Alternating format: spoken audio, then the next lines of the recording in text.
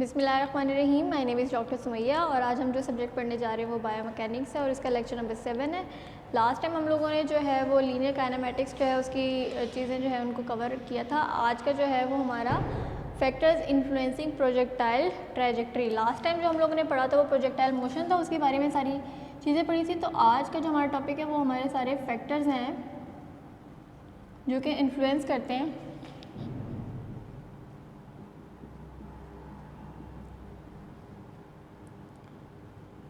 Trajectory. ठीक है, projectile trajectory जो है उसको इन्फ्लुएंस कर रहे हैं। ट्रैजेक्टरी क्या होता है? पाथवे। मैंने आप लोगों को लास्ट टाइम बताया था कि प्रोजेक्टाइल मोशन जो है वो जिस तरह भी इनिशिएट हो वो जौन सा पाथवे फॉलो कर रहा है, चाहे वो ये वाला पाथवे है, चाहे वो ये वाला पाथवे फॉलो कर रहा है, चाहे वो बिल्कुल ये वाला पाथवे फॉलो कर रहा है, वो जौन सा भी पाथवे फॉलो कर रहा है वो जो पाथवे होगा उसको हम क्या कहते हैं? ट्रैजेक्टरी। ठीक हो गया। अब हम लोगों ने फैक्टर्स की बात की है तो 3 फैक्टर्स हैं जो कि मोस्ट इम्पॉर्टेंट होते हैं किसी भी ट्रैजेक्टरी जो है उसे डेवलप करने में। ठीक है, उसमें सबसे पहले हमारे पास आ जाता है एंगल, दूसरा हमारे पास आ जाता है स्पीड।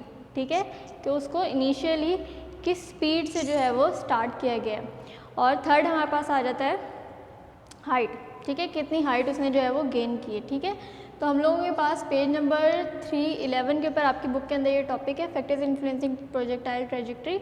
उसके अंदर सबसे पहला जो है वो हमारा एंगल है, फिर हमारी प्रोजेक्शन स्पीड है और फिर रिलेटिव हाइट है। तो हम लोग कह सकते हैं कि हमारा जो पहला, दूसरा एंड तीसरा फैक्टर जो है वो, पहला है हमारा एंगल ऑफ प्रोजेक्टाइल। प्रोजेक्टाइल क्या होता है? वो ऑब्जेक्ट जो कि उस ट्रैजेक्टरी को फॉलो करता है। ठीक है, एंगल ऑफ प्रोजेक्टाइल। उसके बाद हमारे पास है स्पीड ऑफ प्रोजेक्टाइल और तीसरा जो है वो हमारे पास है हाइट ऑफ प्रोजेक्टाइल। ठीक है,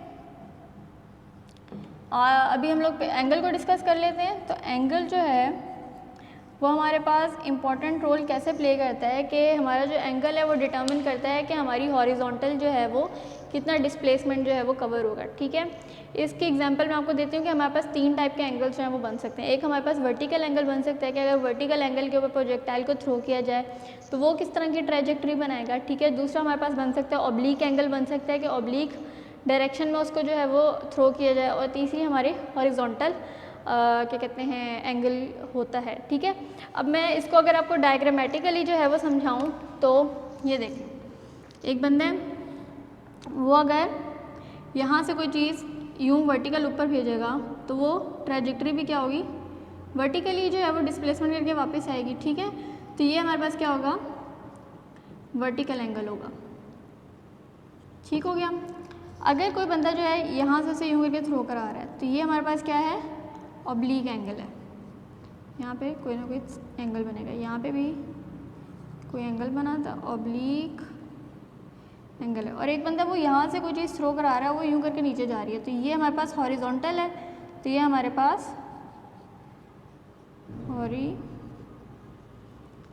एंगल जो है वो बना रहा है। ठीक है, तो ये 3 टाइप के एंगल्स होते हैं।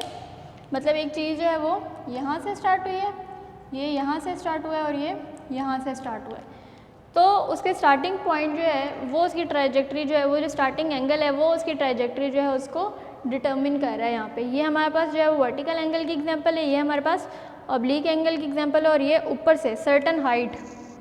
अगर मैं ग्राफिकली इसको बताऊँ तो ये इस तरह है। ठीक है, तो ये हमारे पास वर्टिकल एंगल है, ये ऑब्लिक एंगल है, और ये हमारे पास हॉरिजॉन्टल एंगल है कि ये हमारे पास हॉरिजॉन्टली स्टार्ट हुआ था और फिर उसके बाद उसने ग्रेविटी के इन्फ्लुएंस की वजह से जो है वो डाउनवर्ड जो अपनी ये शेप है उसे अचीव किया है। ठीक है, तो हमारे पास अगर 3 जनरल शेप्स हैं, ठीक है, इसको हम कह सकते हैं कि ये हमारे पास शेप्स ऑफ एंगल हैं जो कि 3 नंबर है, वर्टिकल, ऑब्लिक एंड हॉरिजॉन्टल। ठीक है, अब यहाँ पे उन्होंने एक बात बताई हुई है कि जो हमारे पास परफेक्टली वर्टिकल एंगल होता है ना, वो हमारे पास परफेक्टली वर्टिकल ट्राइजेक्ट्री ही बनाता है, ठीक है। परफेक्ट वर्टिकल एंगल का क्या मतलब है, 90 डिग्री, ठीक है।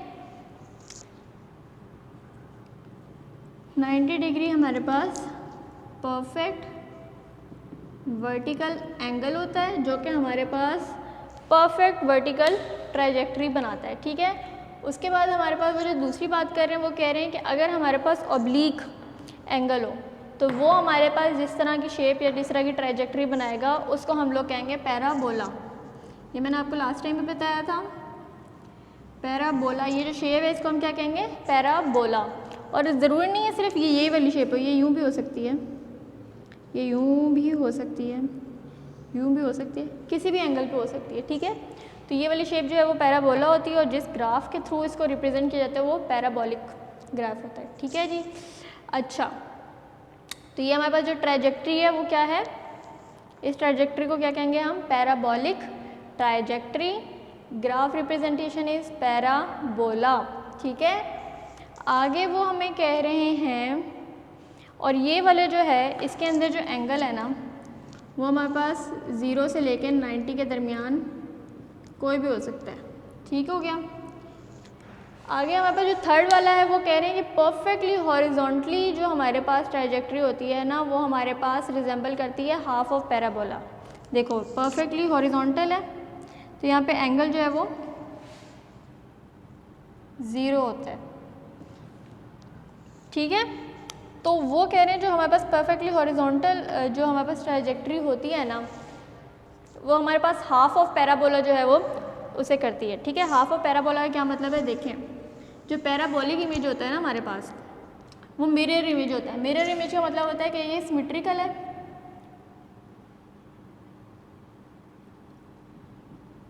सिमेट्रिकल इमेज कौन से होते हैं, जिनको अगर दरमियान से हाफ डिवाइड किया जाए तो वो एक दूसरे के मिरर इमेज होते हैं, ठीक है। कि उसकी जो लेफ़्ट साइड होती है वो उसके राइट साइड के बिल्कुल इक्वल आती है। तो अगर यहाँ से देखा जाए ये, तो मैं इसको सिर्फ इतना ड्रॉ करूँ तो ये मेरे पास कौन सा वाला इमेज बन रहा है, ये मेरे पास हॉरिजॉन्टल एंगल का इमेज है ना, और ये मेरे पास हाफ ऑफ पैराबोला की रिप्रेजेंटेशन है। तो हम ये कह सकते हैं कि जो हमारे पास हॉरिजॉन्टल एंगल है वो हमारे पास ऑब्लिक या पैराबोला जो होता है, पैराबोलिक ट्राइजेक्ट्री होती है उसकी हाफ रिप्रेजेंटेशन होती है, ठीक है।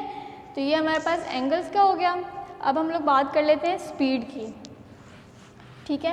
अब स्पीड जो होती है ना, इनिशियल स्पीड, वो डिटर्मिन करती है कि जो आपकी ट्राइजेक्ट्री है वो कितनी लंबी बनेगी या कितनी आपकी जो प्रोजेक्टाइल है वो कितना दूर तक जाएगा, ठीक है। तो initial speed matters a lot. अगर आपकी इनिशियल स्पीड ज़्यादा है तो आपकी ट्राइजेक्ट्री भी उतनी ही ज़्यादा बड़ी और उतना ही ज़्यादा प्रोजेक्टाइल जो है वो आपका लॉन्ग डिस्टेंस जो है वो ट्रैवल करेगा।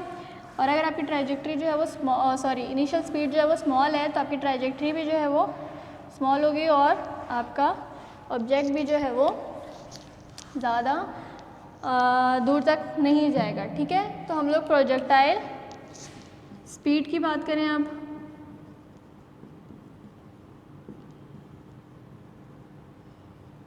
तो प्रोजेक्टाइल स्पीड में हमारे पास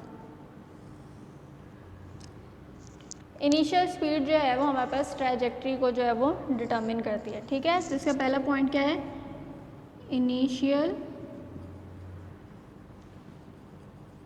स्पीड डिटर्मिन करती है आपकी ट्राइजेक्ट्री। ट्राइजेक्ट्री जो है वो क्या होता है, पाथवे होता है।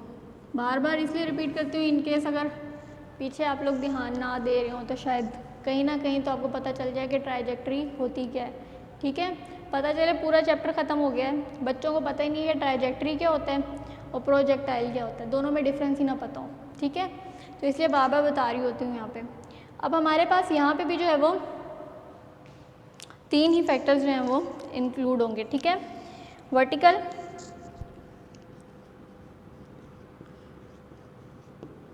Oblique, horizontal.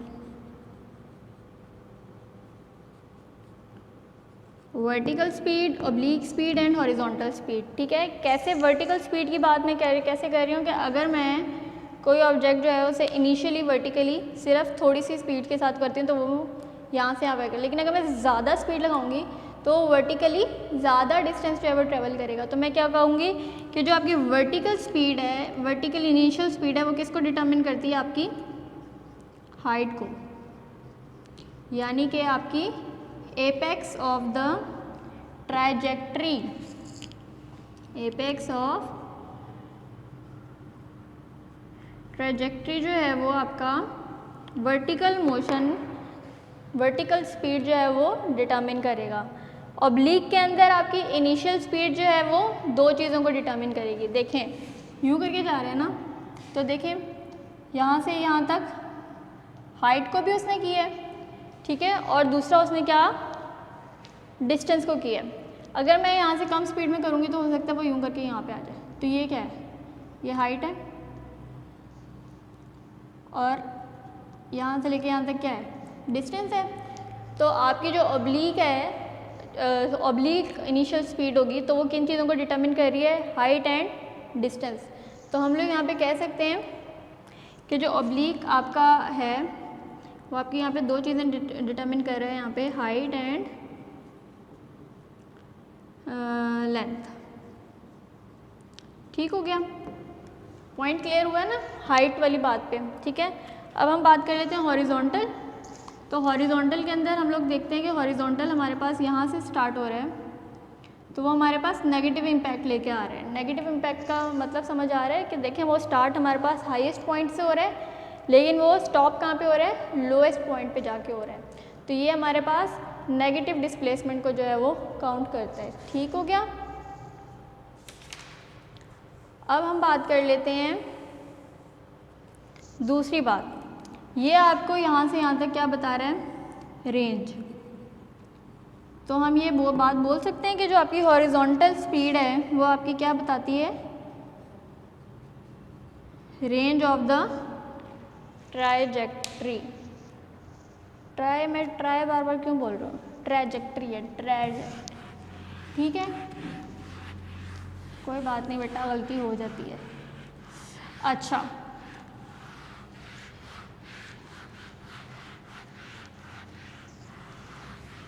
ओके। अब हमारे पास तीसरा जो पॉइंट है वो है हमारे पास हाइट ऑफ प्रोजेक्टाइल, ठीक है।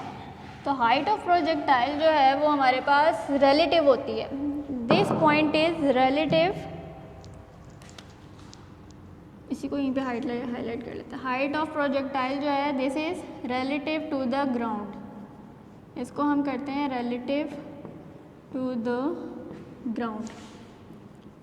रिलेटिव टू द ग्राउंड का क्या मतलब है? रिलेटिव टू द ग्राउंड का मतलब है रेफरेंस पॉइंट को लिया हुआ है, ठीक है। अगर मैं आपसे पूछूं कि ये पेन जो है उसकी कैप जो है वो छोटी है कि बड़ी है, तो आप क्या बोलेंगे? आप जल्दी में छोटी बोल देंगे, लेकिन आपका पॉइंट गलत है। आपको पूछना चाहिए आप इसको किस चीज़ से जो है वो कंपेयर कर रही हैं, ठीक है। तो अगर मैं इसको कहूँ कि ये आप बताएं कि ये आपकी जो कैप है ये इस पेन के मुकाबले में छोटी है कि बड़ी है, तो आप बताएंगे कि ये छोटा है और ये बड़ा है, ठीक है। तो लेकिन अगर मैं आपसे पूछूं कि ये जो हमारे पास कैप है ये कॉइन के मुकाबले में रेफरेंस में करूं, तो कॉइन जो है वो तो छोटा होता है और ये उसके मुकाबले में बड़ी साइज़ की है, तो फिर हम क्या बोलेंगे कि ये जो है कैप इसका साइज़ बड़ा है as compared to the coin.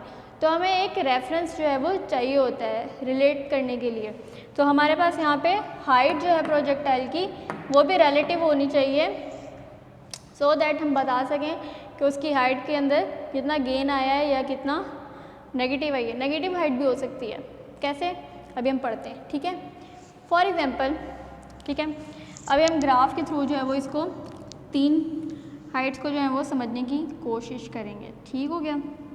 अब देखिए, एक ये ऑब्जेक्ट है, इसको मैंने यहाँ से स्टार्ट किया, इससे ये वाले सारा अपनी ट्राइजेक्ट्री कंप्लीट की और यहाँ पे आके इसका ना इसके अंदर जो है ना हाइट में वो हमारे पास starting point and stop point, start to stop, ये दो पॉइंट जो है वो इम्पॉर्टेंट होते हैं, ठीक है।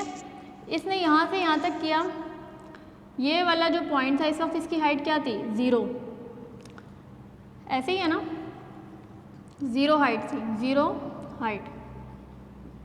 यहाँ पे उसने हाइट गेन की, लेकिन वो यहाँ पे स्टॉप तो नहीं हुआ ना, मेंटेन तो नहीं रखी, वो कहाँ पे आके स्टॉप हुआ, दोबारा से ग्राउंड फ्लोर पे, तो उसकी हाइट क्या होगी 0। तो यहाँ पे हमारे पास हाइट क्या आई है 0, रेफरेंस पॉइंट के मुताबिक हमारी हाइट जो है वो क्या होगी है 0। अब अगर हम दूसरी वाली बात करते हैं कि मैं किसी भी ऑब्जेक्ट को इस पॉइंट से जो है वो थ्रो करा रही हूँ अल्हम्दुलिल्लाह, इस पॉइंट से जो है मैं थ्रो करा रही हूँ, यहाँ पे उसका क्या था स्टार्टिंग पॉइंट है, यहाँ पे उसका क्या है, यहाँ पे उसने आगे स्टॉप किया, यहाँ से उसने स्टार्ट किया था, तो ये विद रेफरेंस टू हो सकता है ये वाली हाइट जो है वो 2 मीटर हो, ठीक है। तो इधर जो है वो हमारे पास हाइट क्या होगी 2 मीटर,